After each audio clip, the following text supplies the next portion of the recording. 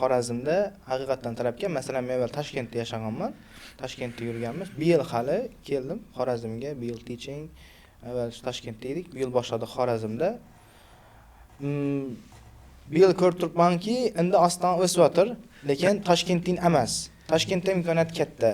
Bizlarga nisbatan ham pul taraflama, yashash taraflama, hamma taraflama. Lekin men de qaror qildim shu Xorazm bolalarini chiqarishlikqa, Xorazmdagi tushuntirishgaki, asosiy narsa ilmda, ilmga pul tikish kerak. Ilmsiz esa bo'lmaydi, chetga chiqish kerak, global qilishlik kerak. Ishga bo'lsa ham Rossiya emas, hech bo'lmasa Yevropaga, shunga ketishlik kerak. Bo'lmasa Dubayga ketsin. Shunga ketish kerak. Dubayda masalan Hindistonlar ko'p. Men o'zim Dubayda, Pokiston, Hindiston bosib yotibdi. Please subscribe to the Xorazmcha podcast. Yes, of course. Very important. It's